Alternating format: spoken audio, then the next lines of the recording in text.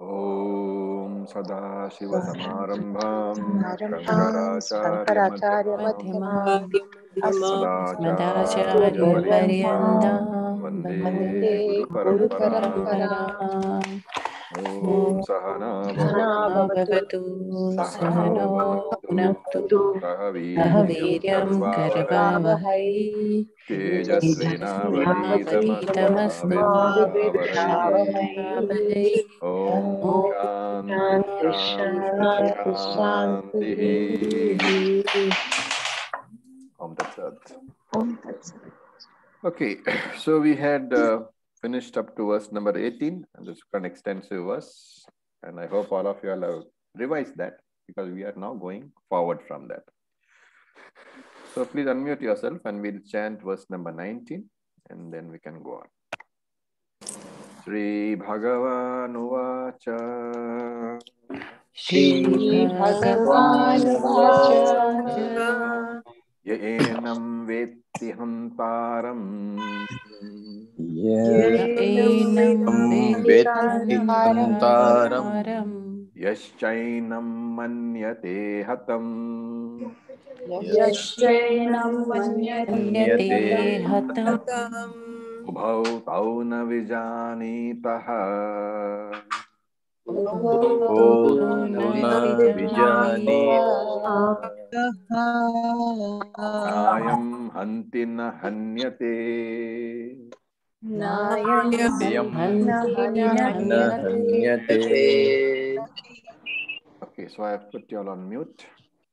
Now look at the grammar part. Yaha enam vetti hantaram. That yaschainam has to be broken into yaha cha plus enam. So the yaha, the visarga and the cha combined to become yash. And when you break the sandhi, the sha disappears. Yaha, that is ya with the visarga, cha enam. Manyate hatam. Ubhau tau na vijanitaha. The to is because in chanting when the visarga is not pronounced, the vijanitaha becomes vijanito. Vijanitaha. Nayam is na ayam. Hanti na hanyate. That is the breakup of the words. Then the anvaya will become yaha enam vetti hantaram. You can also write yaha vetti enam hantaram, either way, comma. Yaha manyate cha enam hatam, comma. Ubhau tau na vijanitaha, full stop. Ayam na hanti, comma, na hanyate, full stop. So yaha is the Hindi ye jo, that person who. Enam vetti hantaram. Vetti hantaram thinks. Hantaram is the killer. So yaha vetti hantaram enam. Enam is this one. Enam literally means this. So the one who thinks that this is the killer. That is the meaning of yaha enam hantaram vetti. Now in the context of what we are, studying, because every word is to be taken contextually only. What will enam mean?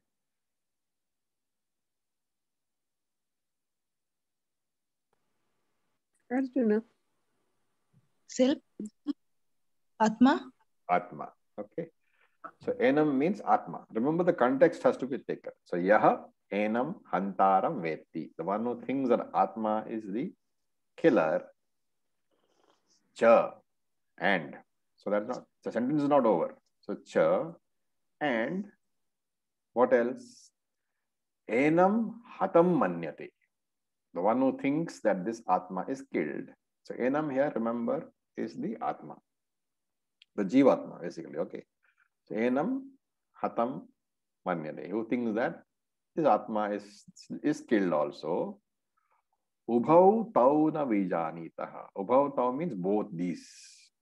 Which both? The person who thinks that Atma kills and the person who thinks that Atma is killed. Two different persons we are talking about.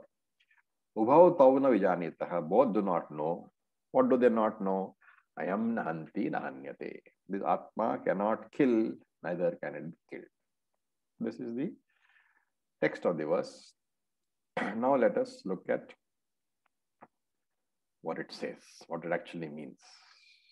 So, Yahaveti, the one who considers, is a very, very important shloka. Okay. Now, this shloka is not Krishna's own shloka. Because when we come to the Upanishads, you will find that Katha Upanishad has the original shloka, slightly different from this, but exactly the same in meaning. So Krishna is borrowing from Katha Upanishads and thereby indicating that I am not saying anything new. Even Krishna, the Lord himself, is saying that this teaching which I am giving you, it is nothing new. It is already there in the Upanishads. Upanishads is part of the Vedas. Vedas, as you know, we say they are eternal. They are always there. Okay, so this indicates the respect that Krishna has for the Pramanam, for Veda. And therefore, it also is an indication to us that the Pramanam should always be respected. So you should always respect the Pramanam. If you don't do that, if you don't accept the words of the Pramanam as true, then this is not going to give you any benefit at all. The study will not give you any benefit. Okay, what are we talking about in this verse? We are continuing with the description of the nature of the Atma. So here, ya enam veti hantaram. Atma does not kill. So this has to be extended. Killing here, the verb kill, the action of killing is taken. Why? Because the context is the battlefield. Okay.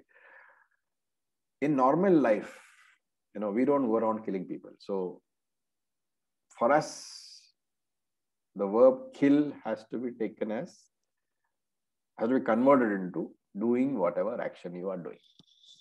And therefore, when you say Atma does not kill, converted into general terms, it becomes Atma does not do any action at all. So Atma akarta.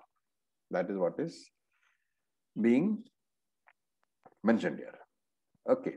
So remember that many people, there are very many aspects of this particular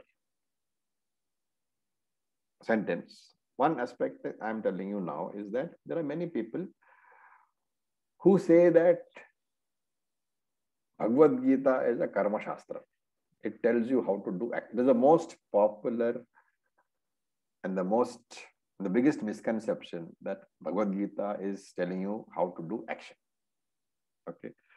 So this statement, Atma is akarta, is taken as an argument by Shankara to support the conclusion that Bhagavad Gita has no karma vidhi.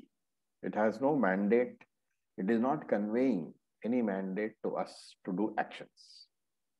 Why? Krishna is telling Arjuna that, hey Arjuna, you the Atma are really akarta. And when I am telling somebody that you are not capable of any action because you are akarta, where is the question of Krishna asking Arjuna to fight? So this argument you must remember, because a lot of people will use the other chapters to tell you that no. Bhagavad Gita talks about karma. Okay, and lots of quotations are there, which we will see as we come to other more and more chapters, which talk about karma only. And why is that so? Because you have to take the essence of any teaching. And the essence of the teaching of the Bhagavad Gita, and Shankara goes into great amount of, great deal of pain. He goes through a lot of huge bhashyams to support the conclusion that no, Krishna is not telling Arjuna to fight. He is just trying to remove the pratibandhas, the the obstacles which are in the way of him doing his duty. So here Akarta, Atma is not a doer. Okay. Then what is the next one? The one who thinks, yes, yahacha enam manyate hatam. The one who thinks that Atma is killed, he also does not know. So being killed is what? It's being the receiver of the action. The action of killing, what does it do? The receiver of the action is killed. And in Hindi we say bhokta. Ye bhog hai. Ye karam ka bhog hai. This is the result of that action. And therefore, since Atma is not a killer, Atma is not akarta, and since Atma is not killed, Atma is what? Not a bhokta. Abhokta. Abhokta. So the result, the basic understanding from this verse is Atma is akarta, abhokta. Okay. Now, why is that so? We of course accept Shruti, right? We say that Shruti is the pramanam, and we accept the words, we don't question them. But we should also always look for logical support where it can be taken, because logical support appeals to our intellect. So we can take the example of space. Remember that Atma is often compared to space and light, Prakasha and Akasha in the scriptures, because they are very, very close to it. Now this space, it is important to us, right? Because the space has accommodated all of us. Now, I am sitting here in the room, it has got space. You are sitting in your respective houses and rooms, you got space. The rooms are in the houses are in the cities are in the nations are in the universe. Everywhere there is space. Space is essentially necessary for you to sit somewhere or exist somewhere, because you have got bodies require space. Houses require space. Nations require space. At the same time, space is not involved in the action, right? There is no action done by space, by Akasha.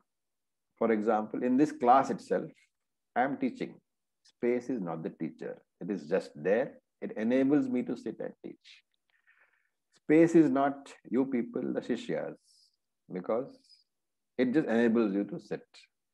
So space never participates in any action. But without space, no action is possible. Akashavat, they say, just like Akasha. And the other example is Prakasha. So whenever we talk about Atma in the scriptures, you will find two words used, Akashavat, Prakashavat. The suffix vat indicates just like. So Akashavat means just like space. Prakashavat means just like light. What is the significance of the light example? Now you might be going, let us say you are a businessman. You are doing some business, you are selling some products. So there is a buyer, there is a seller, there is money, and all these transactions, they take place in the light of the day, right? You can consider a vendor. A vegetable vendor is sitting outside your house and selling. So he's selling his products. There is a buyer for the products. There's a money transaction taking place. The exchange of goods are taking place. But for all these, what is required? Space, of course, is required. But this is the Prakashavat example. Light is also required. But the light itself does not participate in the transaction, nor is it changed by the transaction. And yet, in the absence of the light, the transaction could not take place. So the light is not the seller, it's not the buyer, it's not the vegetables, and it's not the money. How can you say that light is not important? Remove the light. In the darkness, the transaction is not possible. And similarly, we say Atma's presence is required for all transactions, because Atma lends what? Two things, consciousness and existence. So we saw this earlier. Sat is existence, Chit is consciousness. Atma lends that to you, the Jivatma. That is why you are able to transact. What about the vegetable? Vegetable does not talk, right? So what is Atma's involvement in the vegetable? Existence. Sat principle, the existence. Very good. So Atma, the vegetable exists because of Sat. Because of Sat only, that vegetable can exist. And therefore, even though the transaction involvement of the Atma is not there, without the Atma, the transaction cannot take place. So for those who have taken chemistry, there's something called catalyst. The particular reaction cannot take place without the presence of the catalyst. But the catalyst itself does not participate in the reaction, nor does it get changed by the reaction.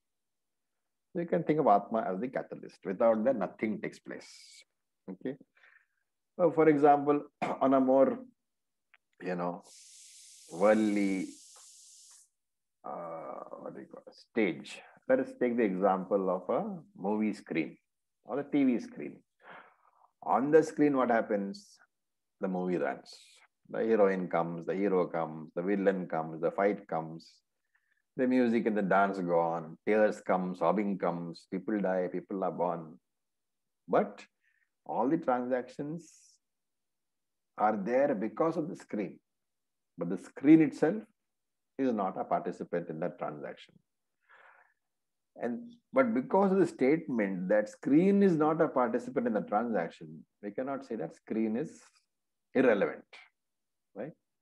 Why? You remove the screen and everything disappears. Similarly, Atma is uninvolved, but without Atma, nothing can be there. So, Akarta, Abhokta, Atma. And this is the idea that Krishna is presenting here. Akarta means what? It does not do any job. It does not kill anybody.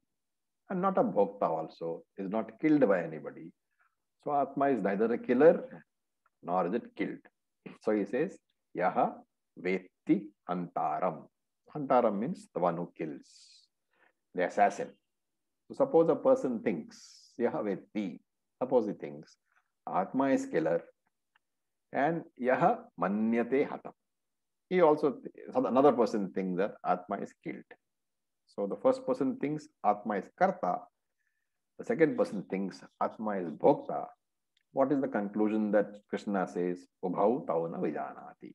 Both of them do not know the real fact. What is that fact? Na ayam hunti, does not kill.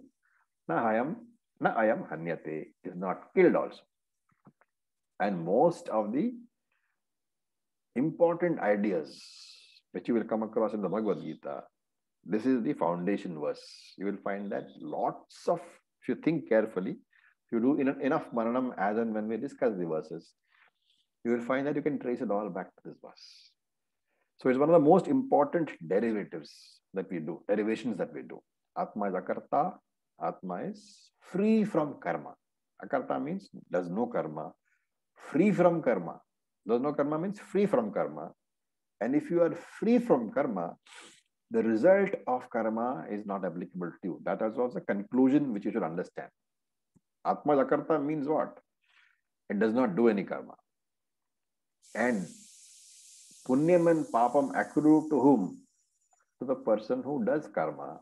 And therefore, since Atma is Akarta, Atma does not do any karma.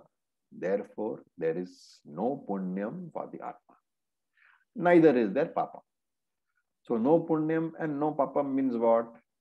There is no sanchita karma at all. Because Atma has never done any karma. So there is no question of accumulated karma. There is no sanchita karma. There is no agami karma because currently also he is not accumulating. And since there is no sanchita and no agami, obviously there is no prarabdha karma also. All these are not there for Atma. And if karmas are not there, what is the conclusion? Atma does not take janma, nor does it have mrityu. Right? So Atma has no mrityu and no janma. And therefore, the question might come. When we talk about all the shraddham, tarpanam, various rituals which we do when people die, for whom is it done? For the Sukshma Sharir. For the Jivatma. For the Jivatma, otherwise known as Sukshma Shariram, because that Jivatma alone travels from place to place. Sukshma Shariram requires karma, and Sukshma Shariram has got Punajanma. And therefore, from that standpoint alone, remember that all the Shraddha and Tarapanam is done for a Ajnani only.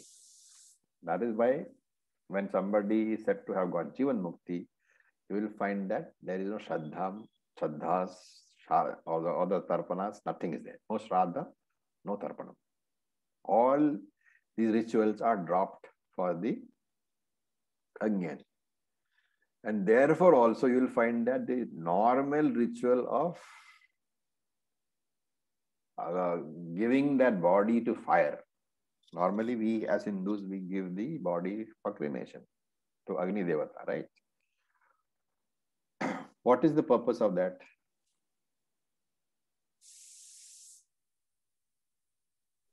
Purification. What is the purpose of the purification? The elements are broken now. So you will find that when we, there are two reasons actually. One is that this purified 5 elements are reused by you, right? When are they reused? In the next birth. The next birth. And therefore this body which has gone through all sort of impurities in this life, that body is given back to Agni Devata. Agni Devata purifies it, and then the 5 elements reform to bring you a new body which has none of the impurities of this Janma. So that's one reason, right? There is another reason also.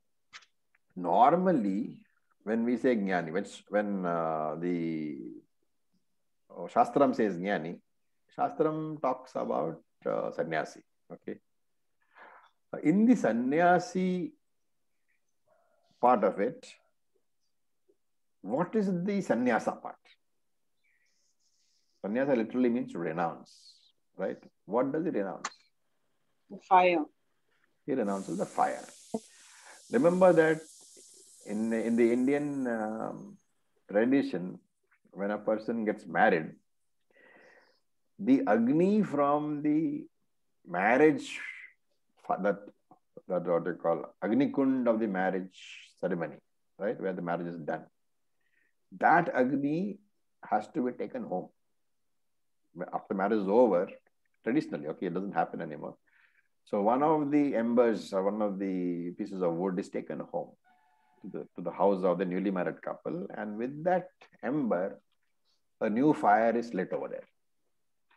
And then the Grihastha is supposed to do a ritual called Agnihotram every single day of his life.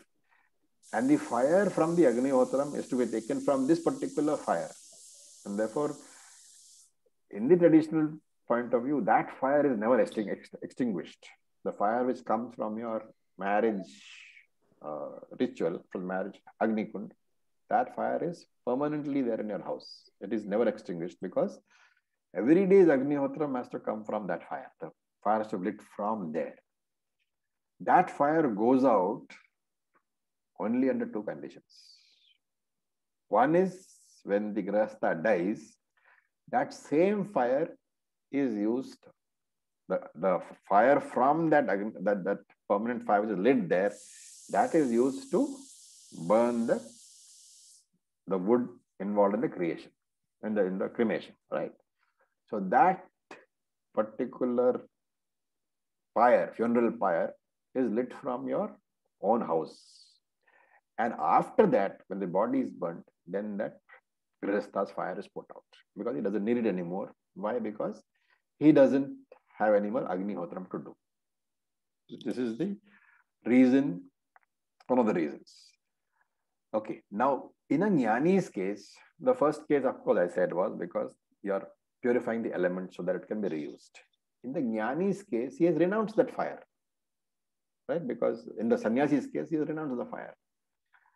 And once having renounced the fire, there is no Agni at home for him to burn the body.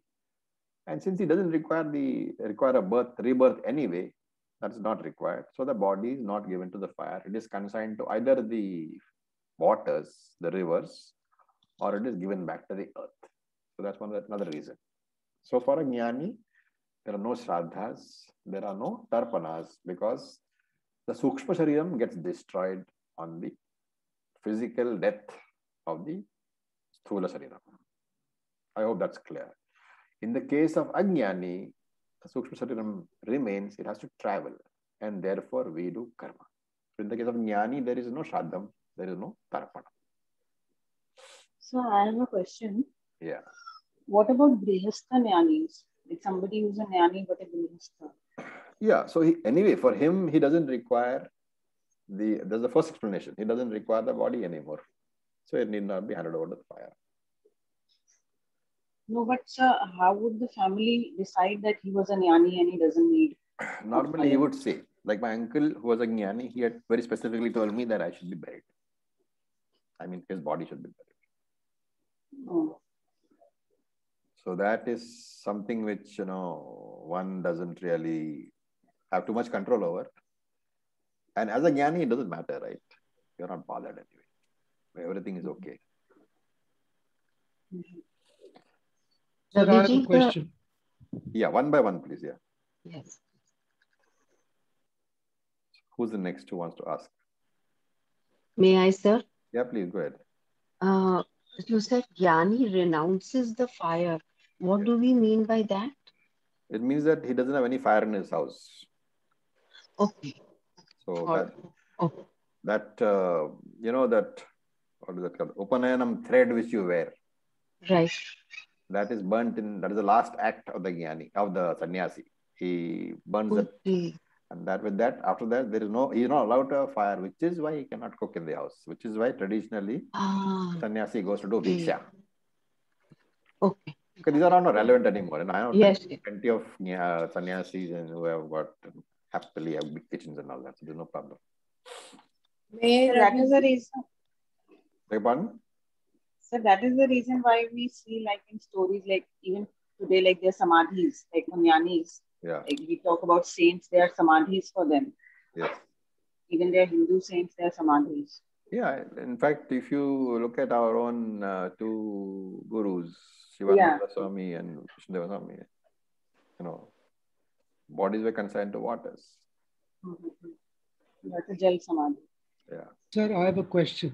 Yes, please. Would it be therefore correct to understand that a sannyasi is necessarily a jnani?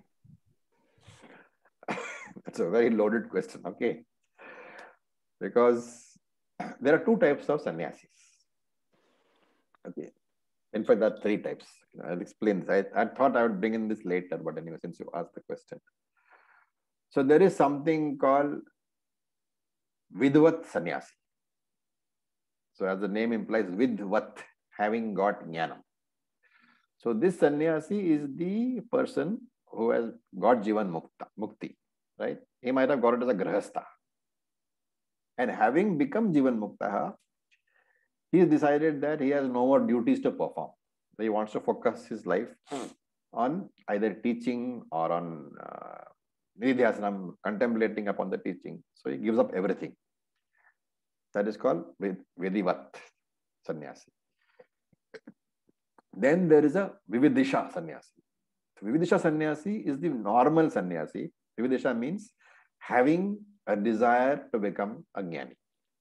Vividisha, that ichcha to get knowledge. So this person, he is sadhana chatushtayam. He is very focused. And he knows that if he gets into any, grahastha life, a lot of time is involved, office will be taken away in his responsibilities. So he doesn't want to do that. And therefore he takes sannyas with the intention of devoting the rest of his life towards studying, towards becoming a jnani. So that is Vividisha. Then there is something called Apata sannyasi. So this Apata sannyasi is different. So it is said, it's not a regular sannyasa. Okay, it is said that in the face of some grave danger, apart, when you want to save yourself from the danger, you make a vow. You give a promise to the Lord that if you save me from this, I will become a sannyasi. That is called apata sannyasi. These three terms sannyasis that I know about. Can you repeat the last name? Apata. Apata means which is because of, a danger. Forced sannyasa. So there are also a few people, Indian people, but living in the West, who have. So they use this word as monk a lot of times for themselves, and they say that they had taken that sannyasa, and now they are back to the materialistic world, and they still call themselves like a monk. And so a lot of people like who have gone saying that we had taken sannyasa for say 10 years, but now they are back to their life, and they're probably functioning as a life coach and basically living a proper life. It's like this. I mean, I can only tell you it's not a one-way street, okay? I mean, it's a one-way street, sannyasa. It's not a two-way street. Why? Because during sannyasa, when you take sannyasa, there are the Veda itself, Purva Veda provides all the mantras, the rituals which you have to do. There's a particular, I don't know if you've seen or heard about, there's a particular way in which the process is done. Traditionally, what happens is that your guru, you have to ask, okay, that I want to take sannyasa. And the first thing guru will ask you is who are dependent upon you. So this is, people don't talk about this because it's not convenient. So guru says, tell me who are dependent upon you. So you say my mother, my wife, my children, whatever, right? If you are married. If you're not married, you say my wife, my brother, my sister, whatever. So guru says you get them all along also. And then we will ask, then when everybody, your entire family is there. Your family means those who are your dependents, right? Who are depending upon you for something or the other. Their consent has to be obtained. Without that, guru will not give you sannyasa. You can't simply say tomorrow morning I'm a sannyasi. Okay, that is only in the case of apata sannyasa. Okay, in that emergency sannyasa, that's different. But otherwise, the guru normally takes the consent of all the involved parties, as they say, and then there is a ritual in which you walk into the river, guru sitting on the bank, and then you take off all your clothes, throw it out in the river, have a bath. And then the guru tells you, now you go. Okay, so that's an important part of the process. Guru says you go. And you start to walk away, absolutely naked, of course, start to walk away, and guru calls you back. And then you come out of it, and then he hands you the saffron robes. So this is the process of sannyasa. So it means that you should have, number one, the consent of the guru. Number two, the consent of your own people. And there is no ritual. The point here being is that this is the ritual, these are mantras are provided for in the Vedas. Veda doesn't give you any mantra for reversing that process. You do not have a mantra for unsannyasifying yourself once you are a sannyasi. Okay. And therefore, somewhere Veda says that the process of renouncing sannyasa, of sannyasing sannyasa, as you can say, renouncing sannyasa is equivalent to a dog having vomited and you drinking that vomit back. That is the crux, which means what? Veda doesn't approve of the reversal process. Once you're a sannyasi, you're a sannyasi. You can't, even if circumstances make you do worldly activities, sannyasi is not supposed to, right? Both in Vidivat and in Vidisha sannyasa, you have renounced all worldly activities. But there are circumstances which might make you do, right? Literally, actually, sannyasi is a what they call social death. And therefore, you will find that many sannyasis, their passports are issued. In fact, there are rules providing that passports can be issued in the name of the sannyasi, not in the original name, not in the Purva Ashrama name. And the name of the father and mother is taken as the name of the guru. So basically, it is social death. And therefore, even assuming there are circumstances which force you into worldly life, You cannot get married. You do your activity as a sannyasi, which again Veda doesn't approve of. But it's a compromise between dropping it. And I know there are a lot of people who take sannyasa without sufficient thought and then discover that it is not all the bed of roses that they thought it was. And then they want to get back to married comforts. So they drop it and get married again. In fact, I have the unique privilege of knowing somebody who has done this thrice. Same person, no? Took sannyasa, reversed it, got married, divorced her, took sannyasa, reversed that, 3 times he has done. What is to be said about such people? Nothing. Sir, what is the significance of the saffron colored robes? It's basically, saffron is the color of Agni. So you are saying that the rest of my life is going to be only in this. Search for knowledge. Agni is taken as knowledge. Atma Jnana.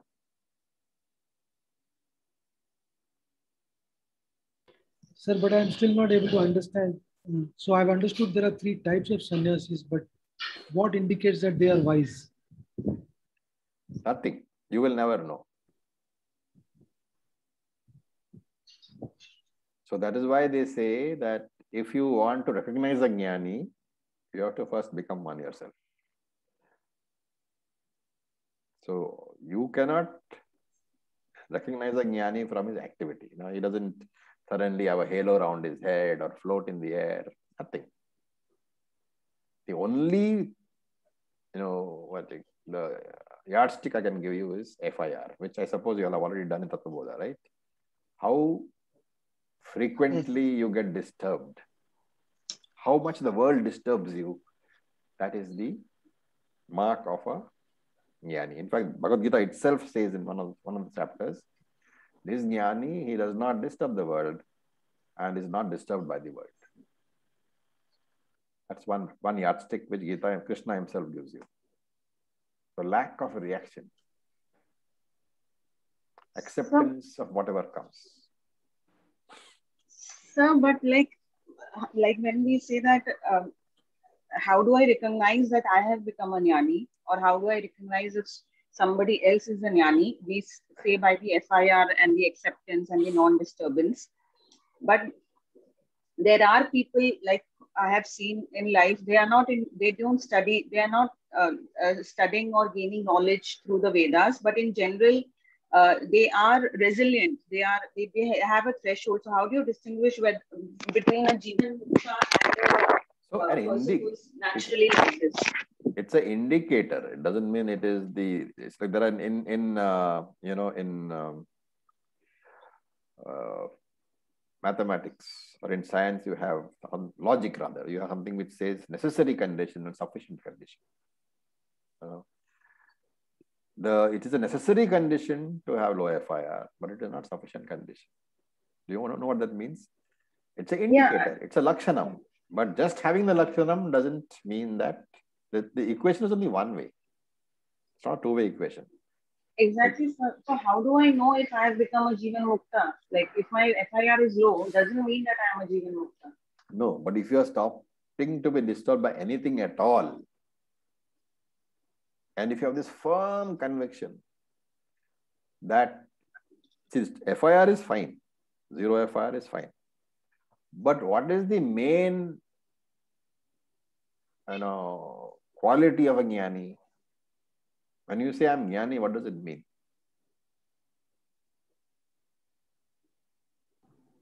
I understand that that the body is not me. That is only one thing. So I am Brahman. I am Brahman. I am Brahman is what you understand. But I am Brahman is one thing. You also have to understand, not only I am a Brahman, I am the creator of the entire world. Do you have that feeling right now? If you don't, then you're not a jnani. So Brahman is one thing. Brahman is, saying Brahman is easy to say I'm Brahman. But have you this conviction that I am the creator, the whole world exists inside me, and that is why I don't get disturbed. Brahman itself is not capable of description. And therefore, to try to get too much of words into that will only confuse. You can only understand when nothing in your life disturbs you, and you have the firm conviction that there is nothing exists apart from you. That conviction only you can know. Nobody else can know. That is why we say you can never recognize a jnani. So could you give the etymology of sannyasi? Is there a sandhi vichhet for sannyasi? It's nyasa. Nyasa means renunciation. Sannyasa means complete renunciation.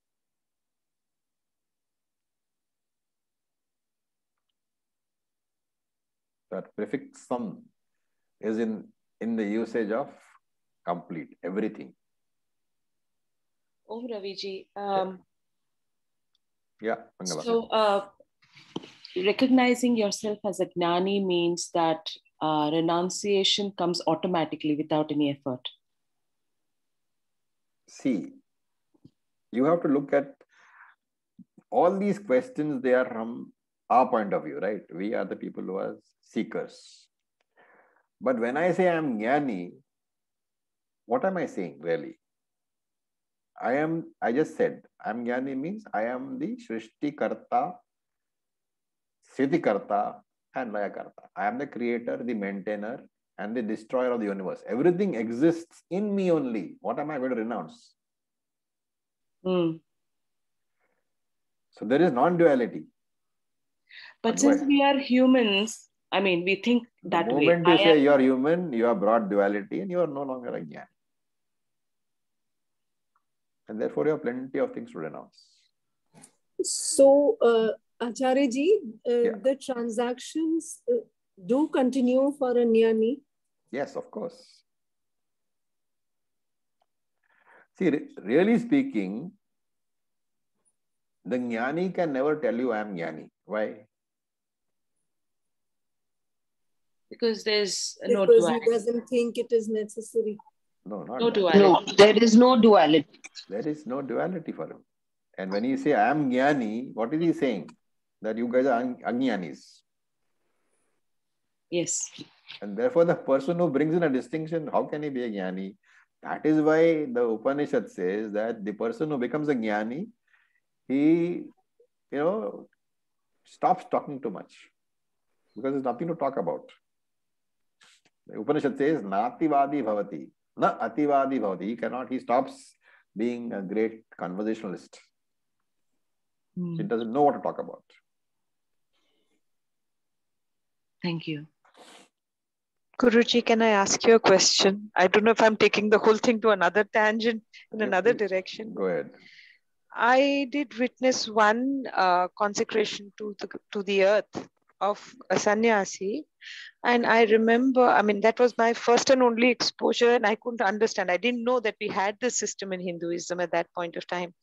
But I do remember that they had put a whole lot of salt along with the sannyasi per se. And they said it was because the body is considered a temple since it housed the jnani. So we preserve the body. Now, when we do this for a burial, for a jal samadhi, I think if there is still some attachment to the body, then that's what I'm trying to get at. If we are preserving it, isn't there some sort of an attachment to the body that we are? I don't know if we do anything similar to for a jal samadhi. Nothing. Jal samadhi, you just chuck the body into the water. It's eaten by the fishes. A very, very crude way of putting it, but that's how it happens. In burial also, basically, the addition of the salt doesn't, and the same thing happened to my uncle. Of course, we didn't put any salt over there. But the body gets, disintegrated into its Pancha Mahabhuta, into 5 components. That is the purpose. Because, and in fact, there is a beautiful prayer, which I will tell you one day, which the jnani says at the time of his death. The prayer essentially is, the essence of the prayer is that he's addressing Mother Nature, okay? So he says, hey, Prithvi Ma, this body which you have given me, I have used it wisely, Why wisely? Because the purpose which you gave me was that I should become a jnani. I should attain Jivan Mukti, and that has been achieved. And therefore, I don't need the body anymore. because I am not going to have any previous birth, and therefore I return the body to you.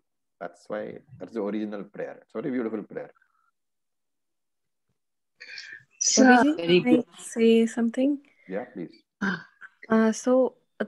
I think the attachment comes from the devotees and the who are Ajnanis probably, because even in Ramakrishna mission, I've seen there's a bench where Swami Vivekananda used to sit, and now they worship it and treat it like a temple. Yes, I'm yes. sure Swami Vivekananda himself didn't have any attachment to that bench. Yeah. I mean, Jnani, the whole thing is different. The point is, from the point of view of the devotee, you need a physical body to talk about. And so even, for example, in Dayananda Ashram, there is a consecrated area for Swami Dayanandaji. I'm sure he didn't want it, but we all need some sort of physical, symbol that, okay, Swamiji was here. So that's the reason. Can I ask one thing, Yes, Guruji? please. Can a Jnani teach others? No, Can a Jnani teach others, like us, if you want to learn anything from the Jnanis or anything like that, do they do it? Or? Jnani can only teach you the Shastra, right? My Guruji himself is a Jnani. I mean, at least that's my firm belief. So he's the one who taught me. And remember, the Jnani is teaching. Essentially, he's teaching what? Nothing that he is got from his own brain, right? He's teaching you what has been taught by the Vedas. What his teacher has told him, that is what he's teaching you. There is nothing else that he can teach you excepting possibly the reaction which he has or which he does not have. So by role play also, he can tell you how to behave. Otherwise, it's only a Jnani who can be a teacher. Remember that. And anybody teaching Shastram has to be a Jnani, because you have to know the vision, right? If you don't know you are Brahman, how are you going to convince anybody that they are Brahman? You cannot. So Jnani has to be if a teacher has to be Jnani, he has to be a Jnani. Should understand perfectly what is happening. Sir, can I ask? Please. So how is cremation different from burial or water? The same. Because in all the three, the body is going back to the nature, to its avyakta form, ultimately. How is cremation different from burial and this thing? But that's the only reason is that in Agni, it is the ritual which is sanctioned in the Veda as a method of disposing the body. The same Veda says it should not. Veda says it should not be done for Jnani. So we are taking it at that. Okay. So don't look for differences. Ultimately, everything is, all bodies are returned to the source only. What is the source? Panchamahabhuta. Yes. Okay. Thank you. So we can leave the rest of the session for questions. I don't think we have enough time to do another. And last time we did say that we'll do question and answer sessions. So I have a question, because we are talking about the death and stuff. So I've always wanted to know the Pitras, the ancestors of our own that we worship. So from the Vedantic point of view, who are we worshipping? I mean, is it the Sukshma Shariram of our ancestors? Who are we worshipping? See, from the point of view of the Veda, see, we often think, that Veda gives a lot of rituals, right? You want money, that is homam, avanti homam. You want putra, that is putra kameshtu yoga. There's hundreds of things. In fact, Veda encourages rituals, because for every ritual there is a particular mantra and there's a particular homam, there's a particular puja. So it's very simple to say that yes, Veda encourages rituals, but that interpretation is absolutely wrong. Because Veda's intention, remember, Veda Purva and Veda Anta, they are complementary. Only from Karma Kanda can you move into Jnana Kanda. Therefore, every action of Veda Purva, every ritual which has been recommended, detailed mantras are there. The final purpose is what? To show you that it is meaningless. and therefore take you towards Chitta Shuddhi. So from that point of view, you have to view the ritual. Then only you are getting the correct vision of the Veda. If you think Veda is only for karma and you're going to do materialistic things, yes, that is definitely part of Veda's purpose. But the Tatparyam is not that. The essence is that you should grow out of it and get into Chitta Shuddhi so that you can enter Jnana Kanda. That is from the worshipper point of view. Like if I'm the worshipper of my ancestors, then this is that point of view. But I'm talking from the people like who have died and then they say that they have gone into the Pitru Paksh. That is what I mean. Like Sukshma Shariram, if they were Agyanis, the Sukshma Shariram has probably taken another birth. No, you got it wrong. Jnanis means Sukshma Shariram is destroyed. Sorry, sir? Once you are a Jnani, you have no birth, right? So no, I'm talking about Agyanis. Agyanis. Like Okay. Yeah. So the Sukshma, that probably has gone another birth. Then I'm just trying to understand it from not the worshipper point of view, like in which place are they that we are calling them an ancestor or placing them like as devatas? So there is something called Pitraloka. Okay. Those they are taken as devatas only. You are taking it as if they have been born in Swarga, which is not necessarily true. But then under that question is an underlying assumption that your Shraddha karmas are going to benefit the Pitru. Yeah, that's not true. Shraddha karmas are for you, not for the Pitrus. They don't need the Shraddha karmas. Why are they for you? Because they should develop the necessary amount of faith in the Veda and the necessary amount of Chitta Shuddhi. Shraddha karma is always for you, not for your ancestors. It is presented as such.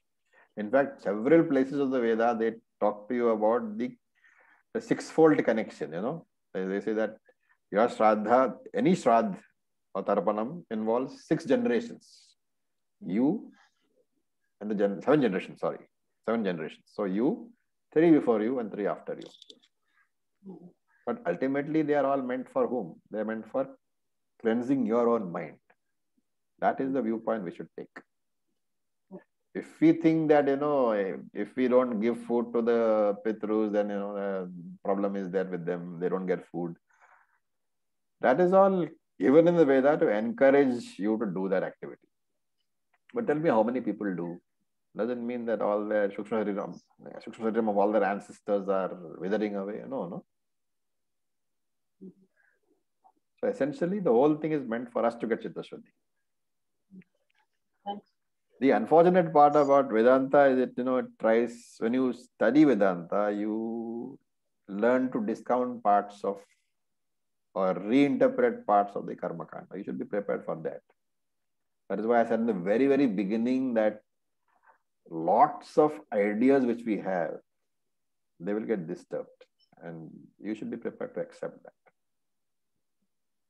So a lot of people are very attached to their ceremonies because they are attached to their fathers and mothers and grandfathers and grandmothers. But here we are saying that you are doing it for yourself, not for them. Om Raviji, one more question. I don't know, I've missed some classes, so I don't know if you have already spoken about Chitta Shuddhi. If not, could you please enlighten us on that? Chitta Shuddhi is basically the ability to focus 2 things. One is to avoid disturbances of the mind and the ability to focus on one subject. And the subject here is Jnana Yoga. Subject here is Jnanam only. So Chitta Shuddhi basically means the capacity to have minimum disturbance of the mind, and because of that, the capacity to be able to concentrate on whatever you are doing. So that there are 2 aspects of it. Karma Yoga brings you freedom from violent emotions, so which gives you freedom from the point of view of not too many disturbances. And secondly, because of that, you are able to concentrate more. And therefore, meditation gives you the focus. So Karma Yoga and Upasana Yoga, these are the 2 tools for Chitta Shuddhi. And Chitta Shuddhi is described in very many ways. Sadhana Chatushtayam in Tattva-bodha, as the Daivi Sampatti in Bhagavad Gita. So 13 chapters speaks about it. 16 chapters speaks about it. Lots of stuff. There are 20 odd qualities outlined in the Bhagavad Gita. So all that taken together, Chitta Shuddhi. Essentially, if you want to understand, it is simply the ability to keep your mind free of disturbances and therefore able to focus on whatever you are doing. Okay, so a part of it is also chanting and the rituals. Everything. Everything. May I ask a question? Yeah, one second. The entire focus of Karma Kanda is essentially to enable you to arrive at this thing which are called by different names. Okay, Sadhana Chatushtayam, Jnana Yogyata, Chitta Shuddhi, Daivi Sampatti. All these are different names, but same thing. Yes, please go ahead, Vasantha. Yes, yes. I just want to ask you whether this Jala Samadhi and then burial for the Jnanis, how do you decide which one is for who? There's no, it depends on the wish if he has expressed any before he died, I suppose. Okay. And second, may I ask? Let Vasantha finish. One more question. And see about this Shraddha and other rituals we are doing for our Pitrus. Some people believe that that is good. Some people say that instead of that, we give money to the poor, we feed the poor, we take care of them. Which is correct, which we should follow? For me, Veda is Pramanam. So Veda says something, I do it. Okay. Thank you. It's a very, very dangerous trend to use your intellect to override the Vedas. Okay. It means that you don't view Veda as a Pramanam, in which case anyway it's not a Pramanam for you. So that is what you have to decide. Are you a Vaidika? Are you not? If you are a Vaidika, Veda is Pramanam for you. Okay. Thank you so much. Yes, Abaji. Sir, I wanted to ask you one thing. We started with this thing that Atma is Akarta and Abhokta. True. So how does this Punyam and Papam, to whom it accrues so that it can be used as Prarabdha for next body? Jivatma. Part of Jiva. There's a huge difference between Jivatma and Atma. There's a difference between the reflected sun and the original sun. Oh. The reflected sun, in a mirror, does it move? Yes, because wherever the mirror moves, the reflected sun is there in the mirror, right? You take the mirror to office, that sun is going with you. But is the original sun traveling anywhere? No. So the Jiva, this is why I said, have you done Tattvabodha? Sir, I haven't reached that karma yet. You have to, because without Tattvabodha, understanding all this is going to become more and more difficult as we progress. Right now we are in the second chapter. So there is the concept of the reflected consciousness, of the reflecting medium, of the original consciousness. All these you have to bone upon. When you understand these, then all these things will make sense. Otherwise you will struggle. Okay, thank you. Sir, why does it happen that in certain Guru Shishya Paramparas, the lineage continues and in some the lineage gets broken? And how does one Guru choose the other Guru?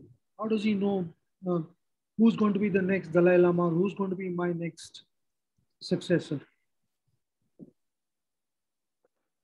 That kind of parampara, I think, is highly Rajasic parampara. Okay, so we don't look at that at all. You tell me, in our parampara, which Guru has ever chosen a successor? Nobody has. Our parampara is very simple. It begins with Ishvara, who has given it to a few guys. They give it to more guys. They give it to more guys. Even the Guru who teaches, he doesn't tell his Shishya that you teach. That decision is left solely to the Shishya. Out of, maybe, for example, you take live occasion. Swami Dayananda ji has taught so many people in every class, in every session of 3 years. Not all of them become teachers. Some of them do, but Swamiji doesn't tell them that you become. They decide to teach. Some of them become grihasthas. So this Guru Parampara that you're talking about, which we talk about, is different from the Guru Parampara that you're talking about. One person being a spiritual head, for me, it's not feasible at all. So we do have it in certain concepts, like The Sringeri, for example, right? Sringeri Mat decides who is the next. So Sringeri or even Kanchi, Even Kanchi, they decide who is the next. But that because knowing all these people well, and the Acharya knows who are his main Shishyas, out of them he decides. I have a question, Acharya. This may be a little unrelated. So we always study that, Atma is a karta and Atma is the experiencer, so it cannot be experienced. But we are also studying in Patanjali Yoga Sutra that tada drishtu sarupi avasthanam, that, you will see your own sarup. So doesn't it sound a little contradictory? But that is because you think that Patanjali Yoga Sutra is Advaitam. It is not. It is Dvaitam. Okay. You are studying two contrasting disciplines and naturally you will get confused. There is a way to study Patanjali Yoga Sutra which is Advaitic also. But, that's different. But Vyasacharya, not the Vyasacharya of our Mahabharata. Okay, there's another Vyasa who has written the main commentary, Bhashyam for Yoga Sutras. He is Dvaitic. And therefore, every interpretation that you have today of Yoga Sutras, it is Dvaitic only. You have to understand that and keep it in mind whenever you read Sutras. Okay, because remember that in Yoga Sutras, the Prakriti and Purusha are two independent things. They are not like Brahman and Maya. Brahman and Maya are not independent. Maya is Mithya, which means it is dependent on Brahman. But in Yoga Sutras, Purusha is different from Prakriti. It's completely independent. Keep that in mind when you study, otherwise so you will not get confused. It's 9 already. So can I ask or to next day? Yeah, you can ask one question more. The last. So it's a little unrelated but related, as you said that okay, Brahman and Maya. So one is dependent, Maya is dependent, but Mitha. But once you said ki, okay, Mitha by mean we said that it is dependent. It's not that it doesn't exist. It exists but dependent. So there is a question when we give the example, of course, examples are also limited, that Rajyam Bhujangam, say, so the rope and the thing. So in that case, actually the snake doesn't exist. It's not that mitha. I mean, that it exists but dependent. You are not understood properly. See, there are three aspects of reality, okay? One is what we call Paramarthika Satyam, the absolute reality. One is what is called Vyavaharika Satyam, the transactional reality in which we all are. And one which is not talked about much is called the Pratibhasika Satyam, which is the reality in your dream. Okay. Now, Pratibhasika really means Prati Abhasika because it is seen by you. So, something which is seen by you, it's a reality for you. For example, let us say you are dreaming about a lion chasing you. Yes, sir. Is your heart pounding when you get up? Yes. Why? Because it was a reality for you. When in that reality, in the Swapna Avastha, that lion was very, very real. In the Swapna Avastha, for you, it is not possible to say this is not a real lion. Right? So that's what the meaning of Pratibhasika is. Prati Abhasika. Whatever is in front of me, it is there because I am seeing it. So this is Pratibhasika in that sense, that Rajya Bhujangam example? More or less, because you are seeing the snake and that is why it's threatening you. So it is a lower level of reality than Vyavaharika. Yes, yes. So Mitha also like kind of one, like when we give the example of the bangles and the gold, in that case actually, so that level and this snake and the rope is a different kind of... No, it is the same thing. You are seeing the bangle, but there is no bangle at all. It's only gold. Prati Abhasika. You are seeing that bangle before you, but it's really not there. If you inquire, it reduces into gold. Maybe I need to think. Actually, bangle for me, it exists really. Yes, form has changed, but in snake and rope, actually form has also not changed. These are all different examples to drive home the concept. Yes, that's why. Okay, so you're saying... snake, as long as you're seeing the snake, it's very real for you. That is why your heart is pounding. You cannot say it doesn't exist because you're seeing the snake, right? That is why you're frightened. Yes, You are for seeing a me. name and form where there is nothing. So, sir, in case of snake, suppose there are two person. One is thinking it is snake, but the other one maybe next to that person only, she or he is not thinking this is snake. Now, but in case of bangle, suppose I, me, and all the students in the class, everyone will think this is bangle. So, am I wrong? Delusion is a delusion, whether it is collective or individual. You cannot say that collective delusion makes it, non-delusion. That's not true. In one So, they case, are the same level of. you have to look at the definition. Is it a delusion or not? It is. Whether it is for you or for 1,000 people, it's still a delusion. Okay, so maybe I need to think again. Thank you so much. Mananam, more mananam. Yeah, yes, sir. Yes, sir. So with this, we'll stop. Thank you so much. Om Purnamada Purnamidam Purnamidam Purnamudachyate Purnasya Purnamadaya Purnamevavashishyate Shanti Shanti Shanti. Om Tat Sat, Om Namah Shivaya. Thank you so much, sir.